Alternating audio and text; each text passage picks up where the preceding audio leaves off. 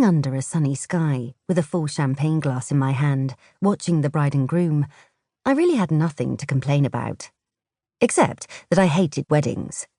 I especially hated weddings where the only people I knew were the ones getting married.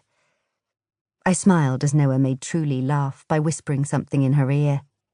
The photographer hovered around them, capturing snap after snap of evidence of their joy, their love.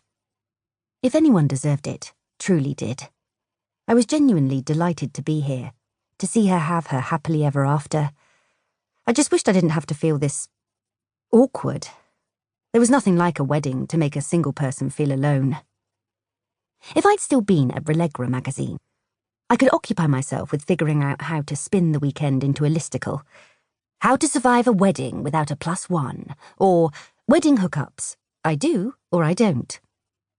But now I was trying to fulfill my dream and become a proper serious journalist.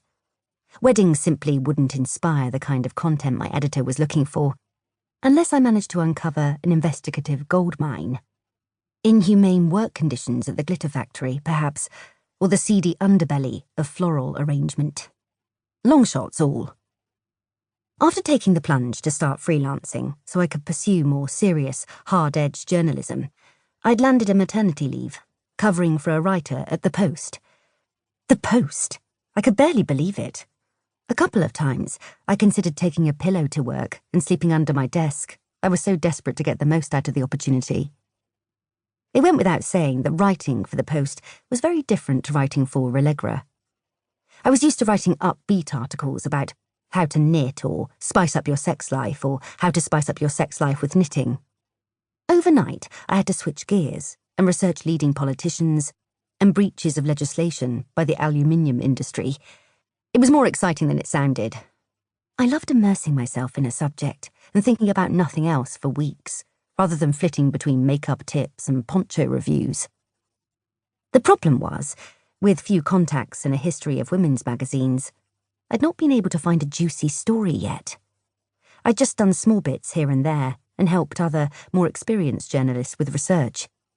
But this was my chance to make a splash, to prove I wasn't my mother's daughter, destined to write for a gossip column. If I could impress over the next 3 months, I'd be first in line when something permanent opened up. The clock was ticking. I drained my champagne glass, just as we were ushered inside. At least there would be assigned seating, and I'd have someone to talk to during the reception. I loved getting to know new people. I loved asking questions, getting under their skin, finding out what made them tick. No matter who sat next to me at the reception, I'd be able to write a book about them by the time the speeches started. The seating plan was displayed outside the bright conservatory, and I found my name in the list of people on table 8. As I stepped into the room, swathes of green and white flowers dripping from the roof down to every table and across every surface drew my gaze. It was dazzling. If I'd been getting married, I'd have chosen a wedding just like this. I made my way to my assigned table and took a seat, scanning the room to see if anyone was approaching. I glanced at the name cards either side of mine. The one on the left read Nathan Cove. Poor guy.